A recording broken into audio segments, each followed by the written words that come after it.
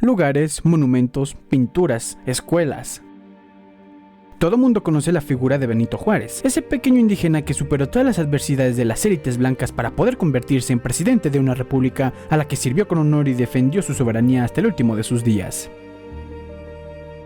Sin embargo, es importante reconocer que la figura de Juárez ha sido venerada en la historia mexicana bajo la influencia de nuestra narrativa nacionalista promovida por la Secretaría de Educación Pública. Esta representación idealizada de Juárez como un héroe patriótico y defensor de los derechos del pueblo mexicano ha tendido a eclipsar aspectos menos favorables de su legado. Al analizar la figura de Juárez más allá de esta luz nacionalista, nos enfrentamos a una imagen más compleja y matizada. Por ejemplo, si bien es cierto que Juárez defendió los principios constitucionales y la soberanía nacional durante la Guerra de Reforma y la intervención extranjera, también es importante examinar las decisiones y políticas controvertidas que tomó durante su presidencia. Además, la consolidación de poder en manos de Juárez durante su gobierno plantea interrogantes sobre el equilibrio de poderes y la calidad democrática de sus administraciones. La centralización del poder en la figura del presidente podría haber socavado los principios de separación de poderes y la rendición de cuentas, socavando también la legitimidad democrática de su gobierno.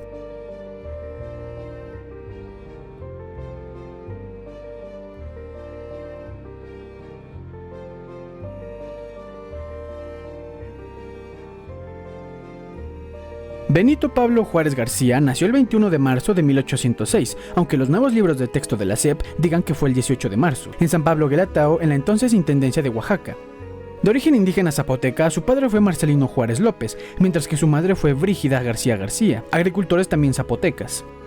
A los 3 años de edad, Benito Juárez quedó huérfano cuando sus padres fallecieron. Su madre falleció durante el parto de su hermana María Alberta Longinos. Benito, junto con sus hermanas María Josefa y Rosa, quedaron bajo el amparo de sus abuelos paternos, Pedro Juárez y Justa López, ambos indios de la nación zapoteca. Su hermana más joven, María Longinos, quedó al cuidado de su tía materna, Cecilia. Posteriormente, tras el fallecimiento de sus abuelos, Benito quedó bajo el cuidado de su tío Bernardino, con quien se dedicó al pastoreo hasta los 12 años de edad. Tras la partida de sus abuelos, el panorama de Juárez se tornó aún más solitario. Las dos hermanas mayores, María Josefa y Rosa, contrajeron matrimonio, dejando a Juárez en merced de su destino. Finalmente fue su tío quien asumió su tutela. Bajo la sombra de la Sierra de Ixtlán, Benito se sumergió en las tareas rurales, convirtiéndose en un peón del campo y un dedicado pastor de ovejas. Quienes son más veteranos en nuestra patria recordarán la monografía que nos pedían en la primaria. Una de estas imágenes hace alusión a un pequeño Juárez tocando una flauta de carrizo mientras cuida de sus borregos, lo que, para empezar, es el primer mito de nuestra historia juarista. Evidentemente fue un intento por parte de nuestro nada dogmático y adoctrinador gobierno de convertir a Juárez en esta imagen en una clásica escena bucólica. Según Juárez, podemos leer en su sencilla obra Apuntes para mis hijos, decidió irse de su pueblo ya que no había futuro alguno, apenas llegaban a ser 20 familias asentadas en su lugar de nacimiento. Es por ello que Juárez se mudaría a la capital de la capitanía, Oaxaca. Recordemos que en aquellos años Juárez únicamente hablaba la lengua natal, el zapoteco.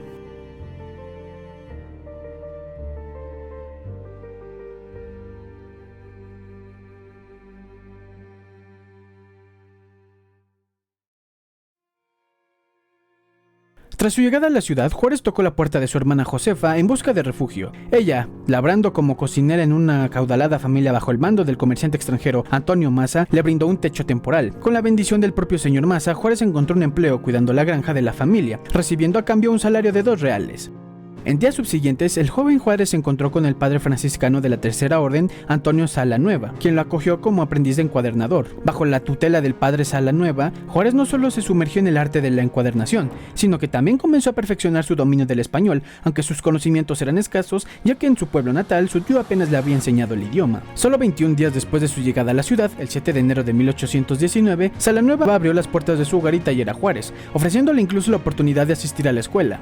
Sin embargo, la experiencia escolar de Juárez estuvo marcada por la discriminación y la desigualdad. Mientras que los niños considerados decentes recibían la instrucción directa del maestro, a los niños de origen indígena como a Juárez se les relegaba al cuidado de un ayudante. Esta situación de discriminación y la percepción de un método de enseñanza deficiente llevaron a Juárez a tomar una decisión drástica: abandonar la escuela.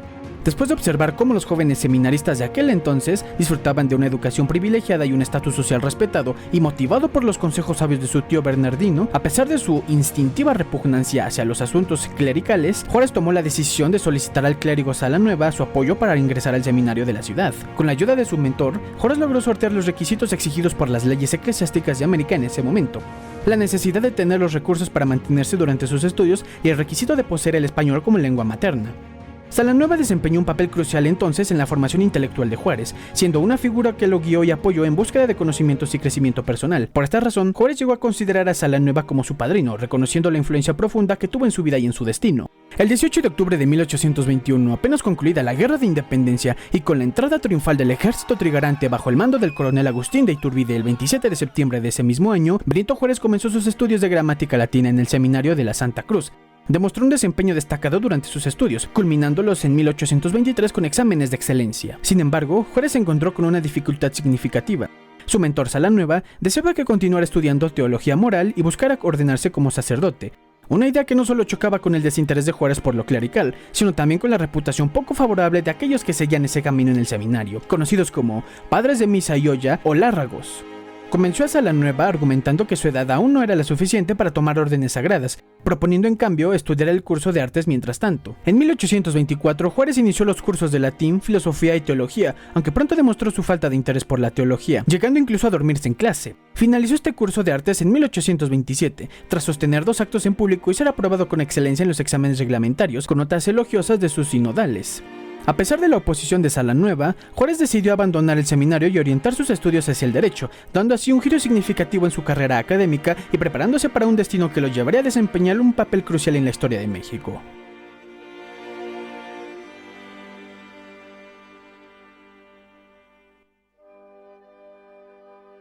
El 26 de mayo de 1830, Juárez es nombrado encargado del aula de la Fiscalía del Instituto de Ciencias y Artes de Oaxaca. Su extensa carrera política, que se prolongó por más de 40 años y que con el tiempo se volvió oscura, tuvo inicios en 1831, cuando fue nombrado regidor del Ayuntamiento de Oaxaca.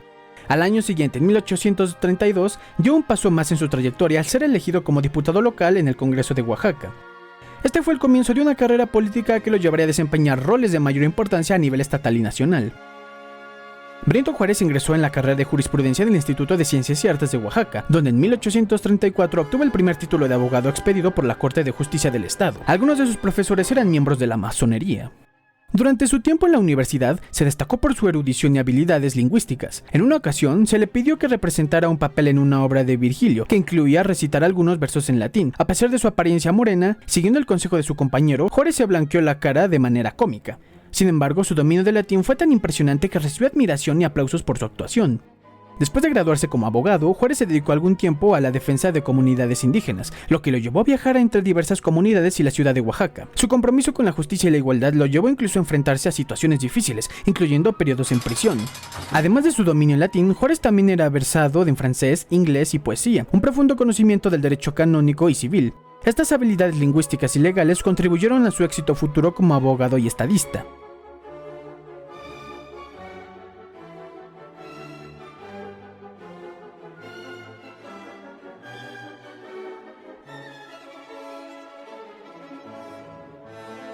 Benito Juárez ocupó una serie de cargos importantes a lo largo de su carrera política y judicial en Oaxaca. En 1838 fue designado secretario interno de la primera sala del Tribunal Superior de Justicia del departamento de Oaxaca. Posteriormente, en 1839, fue ascendido a ministro suplente del mismo tribunal. En 1840 fue nombrado compositor por la quinta sección de Oaxaca y nuevamente como ministro suplente del Tribunal Superior de Justicia.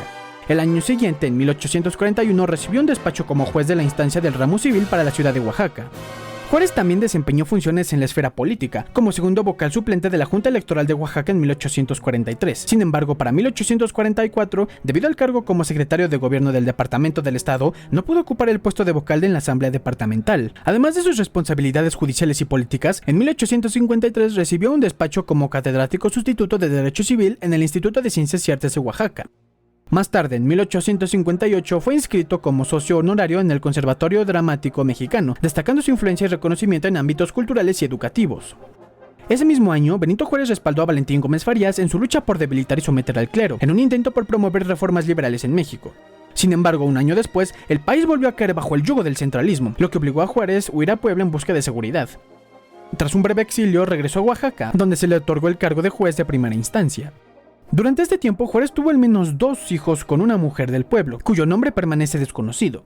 Sin embargo, desconoció a esta mujer para más tarde contraer matrimonio con Margarita Maza, hija adoptiva de su antiguo patrón, Antonio Maza. La diferencia de edad entre Juárez, de 37 años, y Margarita, de 17, al momento de su matrimonio llamó la atención. A lo largo de su carrera, Juárez sirvió como burócrata tanto para los centralistas como para los padrinos de Santa Anna, mostrando una habilidad para adaptarse a las circunstancias políticas del momento. Incluso llegó a colocar un retrato de Santa Anna en su sala de sesiones y solicitó a los empleados públicos que guardaran luto tras el fallecimiento de la esposa de Santa Anna.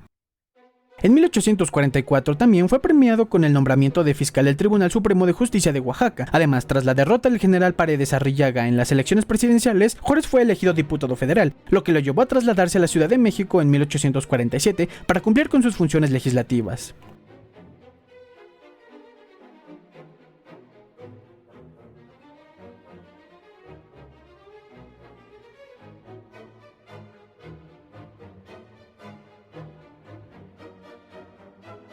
Durante la invasión estadounidense, Benito Juárez regresó a Oaxaca y fue designado gobernador interino en 1847. Durante su gestión se destacó por lograr el equilibrio económico y llevar a cabo importantes obras públicas como la construcción de caminos, la reconstrucción del Palacio de Gobierno y la fundación de escuelas normales. Además, realizó los levantamientos de una carta geográfica y del plano de la ciudad de Oaxaca. Bajo su liderazgo, el número de escuelas en Oaxaca se duplicó, pasando de 50 a más de 100 en todo el estado. Juárez también creó el puerto de Huatulco y construyó un camino hacia la capital, lo que permitió reducir los costos de transporte de mercancías desde Veracruz y Acapulco. Además, reorganizó la Guardia Nacional y dejó excedentes en el Tesoro Estatal. Como gobernador, Juárez era conocido por su dedicación incansable, comenzando sus actividades a las 5 de la mañana y terminando tarde en la noche. Instaló un escritorio público para que cualquier persona, sin importar su condición social, pudiera hablar con él. Además, en este cargo, Juárez impidió la entrada de Oaxaca de Santa Anna, quien había sido desterrado de la capital del país debido a la ocupación estadounidense. Sin embargo, cuando Santa Anna regresó al poder en 1853, se vengó de Juárez por haberle negado la entrada a Oaxaca. Juárez fue arrestado durante una clase y encarcelado en las tinajas de San Juan de Ulúa. Posteriormente fue enviado al exilio en Cuba, donde trabajó en una fábrica de puros. Más tarde se trasladó a Nueva Orleans, donde buscó el apoyo de las oscuras, desagradables y detestables logias masónicas locales y se asoció con otros exiliados para planear un golpe de estado contra Santa Anna.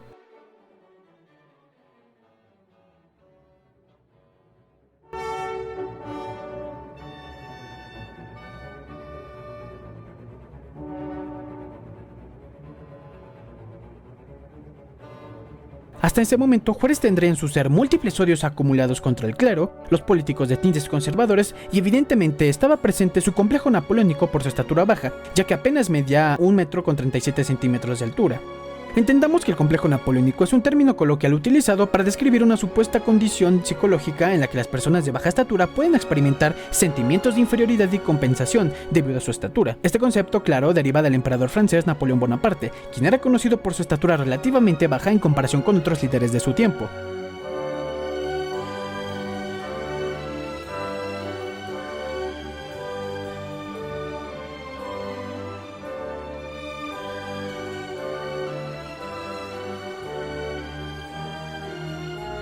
Durante su exilio, Benito Juárez se sumó al apoyo de la revolución que estaba tomando forma en Ayutla. Logró embarcarse hacia Panamá y luego llegó a Acapulco, donde inicialmente ocupó un modesto puesto como escribiente.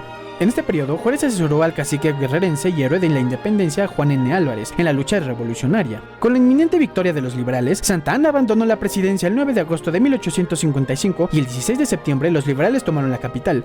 El 4 de octubre, una junta de representantes estatales eligió como presidente provisional al general Álvarez en Cuernavaca, recibiendo Juárez la oportunidad de emitir su voto a favor del general. Álvarez resultó victorioso en las elecciones por una amplia mayoría sobre Ignacio Comonfort, Santiago Vidaurri y Melchor Ocampo. Como parte de su gabinete, Álvarez optó por incluir figuras prominentes del liberalismo, entre ellos Melchor Ocampo en Relaciones y Guillermo Prieto en Hacienda. Benito Juárez fue seleccionado como ministro de Justicia e Instrucción Pública, desempeñando un papel crucial en la implementación de reformas progresistas durante este periodo de transformación política en México. Durante este periodo, Benito Juárez promulgó la Ley Juárez, oficialmente conocida como la Ley sobre la Administración de Justicia y Orgánica de los Tribunales de la Nación, del Distrito y Territorios. Esta ley buscaba limitar los privilegios de los militares y eclesiásticos, entre ellos la eliminación de los tribunales especiales asociados a estos organismos. Sin embargo, la Ley Juárez no constituyó una solución completa, como la demostraría posteriormente la firma de una ley más integral por Ignacio Comonfort y Sebastián Lerdo de Tejada, que establecía la separación definitiva entre la Iglesia y el Estado. La Ley Juárez representaba más bien un primer paso hacia una reforma más completa. Polémicamente, con la Ley Juárez, que quitaba el fuero a eclesiásticos, se le atribuía entonces al Estado, o sea, para que los políticos como senadores, diputados, ministros y gobernadores tuvieran el fuero y fueran impunes a juicios por corrupción y desvío de dinero público.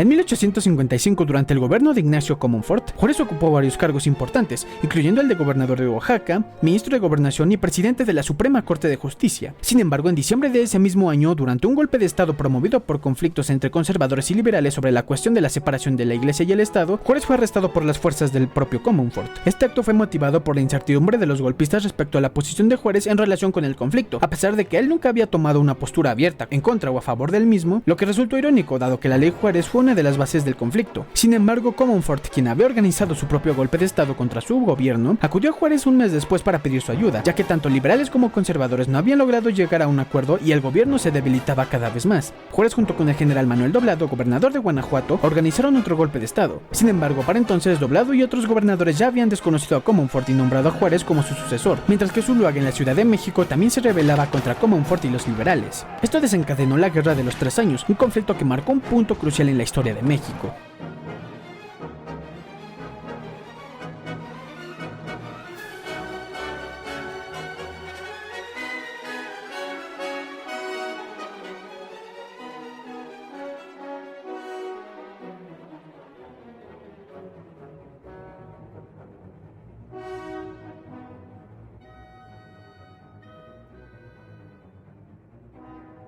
En su último periodo de vida política, Benito Juárez ascendió a la presidencia de México a través de una ley ministerial en consonancia con la Constitución Política de 1857, la cual fue promulgada por el Partido Liberal sin el consenso del Partido Conservador. En 1858, Benito Juárez ascendió a la presidencia de la República por primera vez, después del autogolpe de Estado de Comonfort, quien optó por alinearse con el plan de Tacubaya y renunció, convirtiendo a Juárez, de acuerdo con la Constitución, en presidente por ser ministro de Justicia.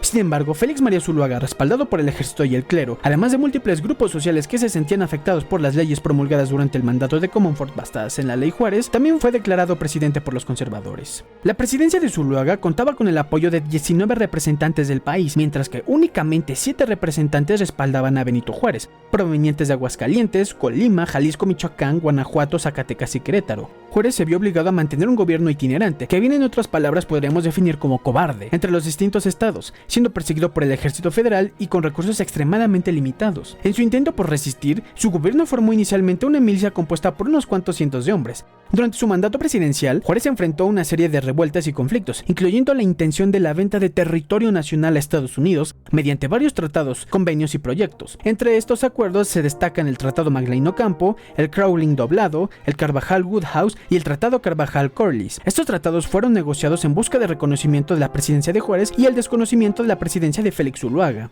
Con el evidente descontento social hacia los liberales y Juárez, además del apoyo de gran parte del ejército y el clero, ambos, no podemos negarlo, corruptos y con intereses, Juárez y su gobierno se vieron obligados a huir hacia el Pacífico para escapar de la persecución. Para salvarse, desembarcó junto con su gabinete y otras personas rumbo a Panamá, desde donde cruzaron el Océano Atlántico hacia La Habana y luego a la Nueva Orleans, donde arribaron el 28 de abril.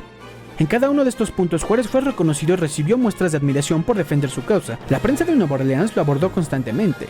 Sin embargo, este exilio significó que, desde el punto de vista constitucional, Juárez dejaría de ser el presidente, ya que abandonó el país sin el previo permiso del Congreso. A pesar de ello, a Juárez le importó poco la constitución que supuestamente defendía.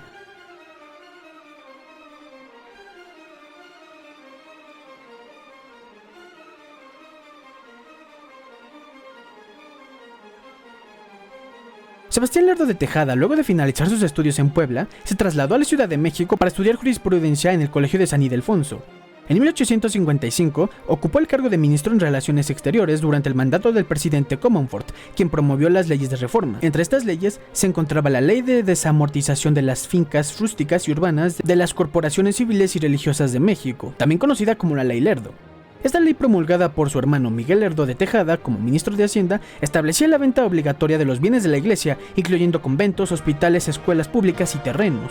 Más tarde, Benito Juárez expropiaría de manera ilegal y arbitraria estos bienes, lo que generó el repudio de algunos liberales como el nigromante. El 4 de mayo de 1858, Benito Juárez llegó a Veracruz, donde el gobierno de Manuel Gutiérrez Zamora y el general Ignacio de la Llave le eran afines.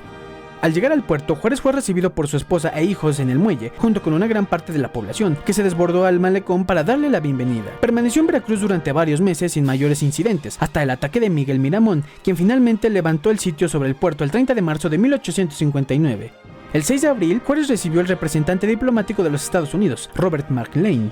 En cuanto a las reformas, el 12 de julio de 1859, Juárez decretó la primera de las normas de reforma, la Ley de la Nacionalización de los Bienes Eclesiásticos, que prohibió a la Iglesia poseer propiedades en México.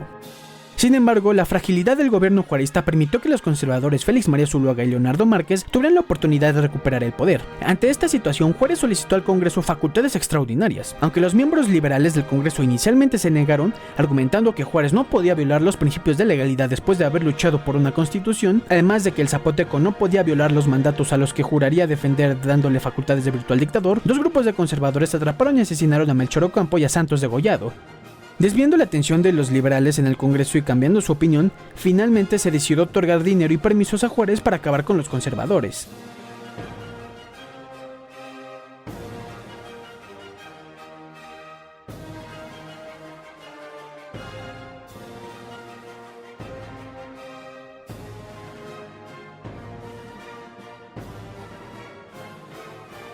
Cuando el Partido Liberal y el Partido Conservador de México entraron en conflicto debido a la promulgación de la Constitución Política de México de 1857 por el Partido Liberal sin el consenso del Partido Conservador, Estados Unidos tomó parte del conflicto. En primer lugar, Estados Unidos reconoció el gobierno conservador de Félix María Zuluaga, ya que Benito Juárez se había autoproclamado presidente sin rendir protesta, antes de la renuncia del presidente Ignacio Comonfort, quien había promulgado la Constitución de México de 1857. Ante esta situación, Estados Unidos, bajo la presidencia de James Buchanan, envió a su ministro Forsyth para ofrecerle a Zuluaga 25 millones de pesos por los territorios de Baja California, Sonora, Chihuahua, Coahuila, Nuevo León y Tamaulipas.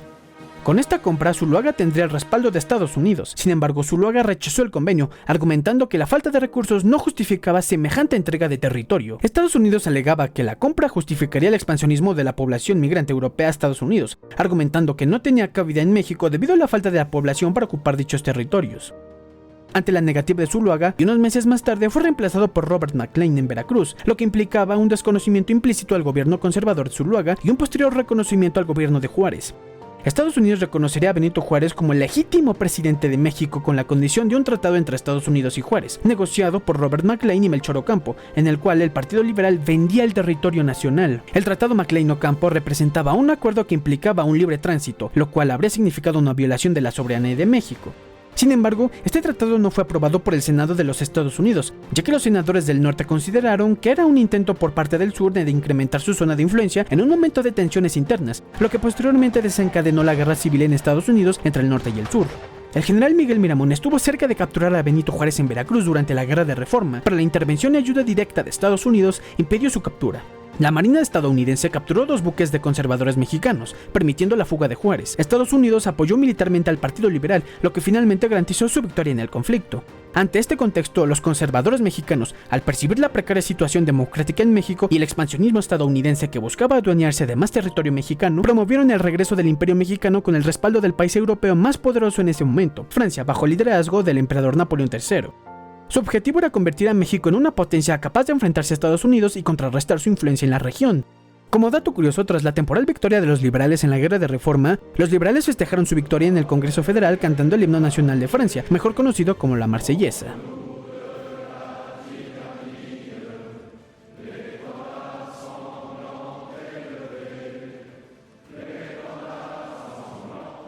Debido a la incapacidad para saldar las deudas con Europa, derivado del estado financiero precario tras la Guerra de Reforma, el puerto de Veracruz fue invadido el 15 de diciembre de 1861 por una fuerza española de 6,000 hombres, sin encontrar resistencia. Posteriormente, el 9 de enero de 1862, se unieron a ellos 3,000 franceses y 800 ingleses. Sin embargo, los invasores ingleses y españoles se retiraron del país debido a que los franceses obstaculizaron las negociaciones para un acuerdo pacífico de pago de las deudas, conocido como los preliminares de la soledad, entre Manuel Noblado y las delegaciones europeas. Además, el Papa Pío IX respaldó la invasión de México, ya que la Iglesia Católica estaba profundamente descontenta con la aplicación de las leyes de reforma en el país.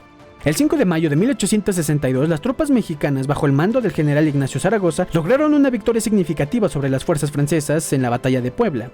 Zaragoza envió su famoso telegrama a Palacio Nacional proclamando: "Las armas nacionales se han cubierto de gloria". Sin embargo, en declaraciones posteriores, expresó su descontento hacia los poblanos, refiriéndose a ellos como gente mala por su apoyo a los franceses, llegando incluso a decir que valdría quemar Puebla por ingrata.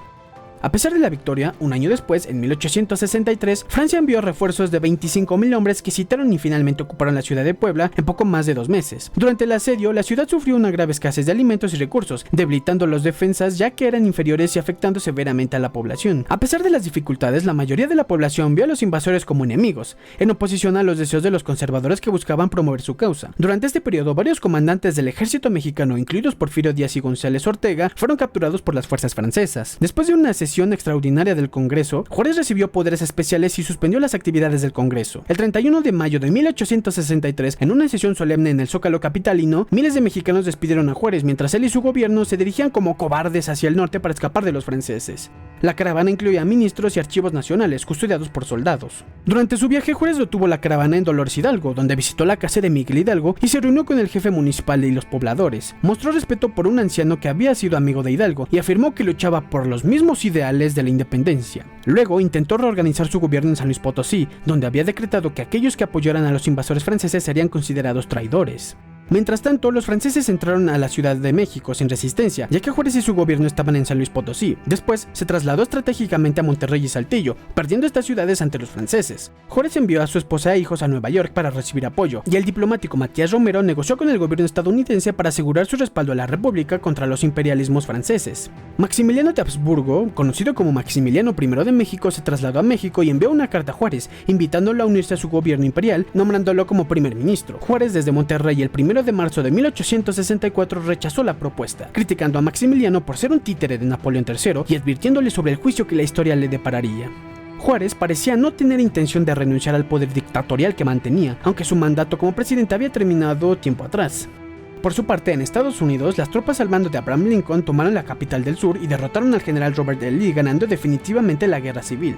Matías Romero presentó las felicitaciones del gobierno de la República Mexicana en los primeros lugares al presidente Lincoln. Al poco tiempo, Lincoln fue asesinado. Matías Romero, como ministro de Juárez, negoció con Estados Unidos la contratación de 60.000 mercenarios estadounidenses y la adquisición de armas para enfrentar al ejército francés, que respaldaba al imperio mexicano. Juárez acordó pagar 30,000 pesos por cada general y 20,000 por cada soldado de la brigada, ofreciéndoles regalarles tierras mexicanas como incentivo adicional. Tras la intromisión directa de los Estados Unidos en el conflicto, las maniobras de Napoleón III respecto a la intervención en México y la posible guerra contra Prusia, sin mencionar la lucha terca de Juárez, el imperio de Maximiliano, aún más liberal y justo que la República de Juárez, cayó estrepitosamente.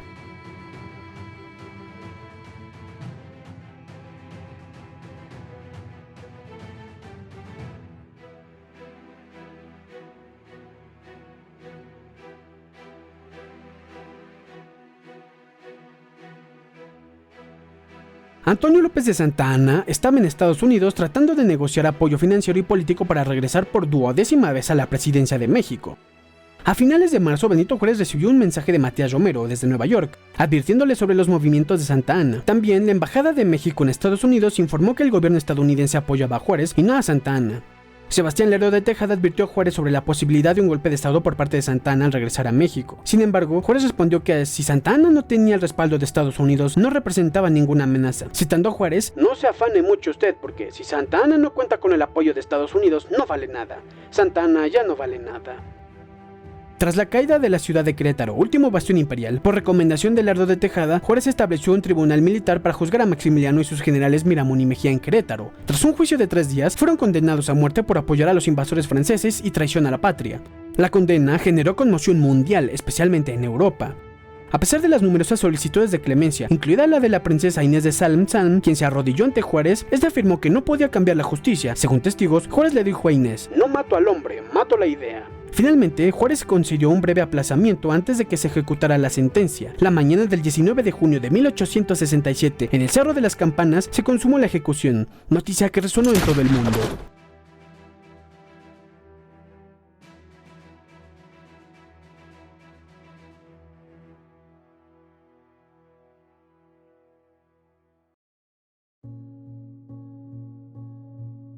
Después de la caída del Segundo Imperio Mexicano con la intervención de los Estados Unidos y su influencia masónica, las acciones de Benito Juárez comenzaron a ser cuestionadas entre liberales debido a acusaciones de fraudes electorales relacionados con sus reelecciones. En respuesta, Juárez implementó reformas impopulares con el objetivo de consolidar un mayor poder ejecutivo en sus manos. Además, enfrentó varios levantamientos militares, incluidos los liderados por generales liberales como Jerónimo Treviño y Francisco Naranjo.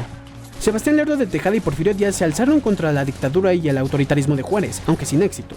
Esto resultó en la división del Partido Liberal en 3 facciones, lideradas respectivamente por Benito Juárez, Porfirio Díaz y Sebastián Lerdo de Tejada.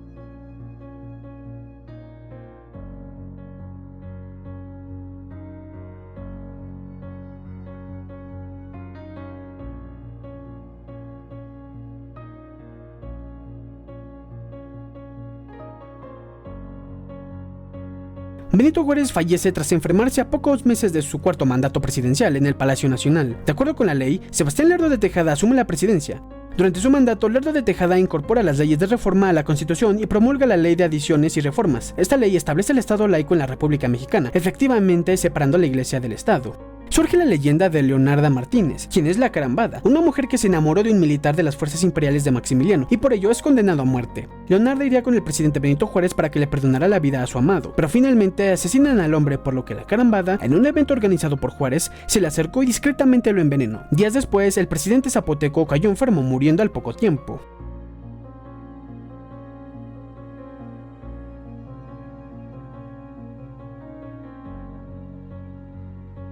El respeto al derecho ajeno es la paz. Esta reflexión está inspirada por el filósofo alemán Immanuel Kant en su ensayo La paz perpetua, donde declaró: el gobernante y el pueblo, o un pueblo y otro, no son injustos entre sí si se hostilizan por violencia o por astucia. La injusticia cometida se ejerce únicamente en el sentido de que no respeta el concepto del derecho, único principio posible de la paz perpetua. A su vez, Kant se basó de las ideas del filósofo suizo-francés Benjamin Constant. Este pensador mencionó el derecho a la libertad de una nación en su obra La libertad de los antiguos comparada con la de los modernos. La frase dice lo siguiente: la libertad no es otra cosa que aquello que la sociedad tiene el derecho de hacer, y el Estado no tiene derecho de impedir. Juárez la ha de haber oído por ahí y la mencionaba en cada oportunidad que se le presentara, dando la impresión de que ese sería, aunque plagiado, su lema de vida. De hecho, la frase de Benjamin Constant, la original, decía lo siguiente: entre los individuos, el respeto al derecho ajeno es la paz. Juárez únicamente la copió y le agregó: entre los individuos como entre las naciones, el respeto al derecho ajeno es la paz.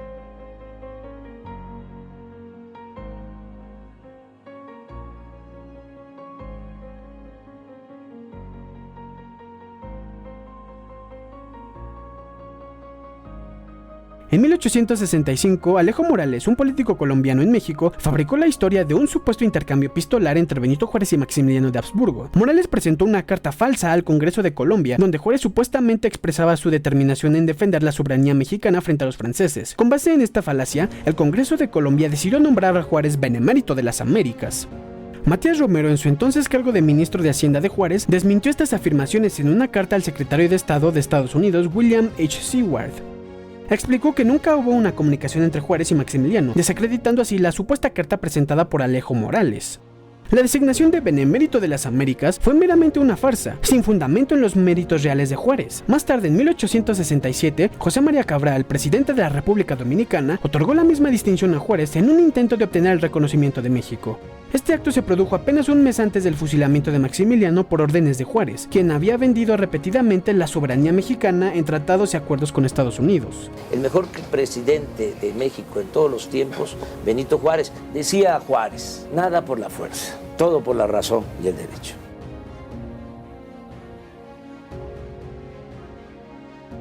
En las crudas páginas de la historia, fuera de la farsa del benemérito de las Américas, y entre las sombras de la traición y la ambición, yace el legado de un hombre que forjó su poder en los susurros de la manipulación y el desprecio por la justicia. Benito Juárez, el astuto manipulador que se erigía como un coloso entre la vileza y el engaño. Con cada paso sembró la discordia, enredando a su nación en una red de corrupción y falsedad.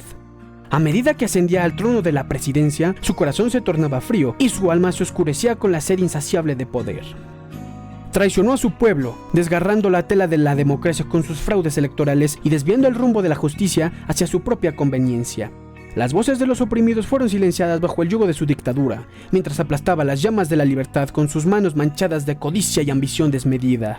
Oh Juárez, tu nombre resonará en los anales de la infamia, marcado por el rencor y la desdicha de aquellos que sufrimos bajo tu sombra. Que tu memoria sea una advertencia de los peligros del poder sin límites, un recordatorio de que la verdadera grandeza se encuentra en la nobleza del espíritu y en el servicio desinteresado a la humanidad. Que tu legado sea sepultado bajo el peso de la historia, para que nunca más tu sombra oscurezca el horizonte de nuestra nación.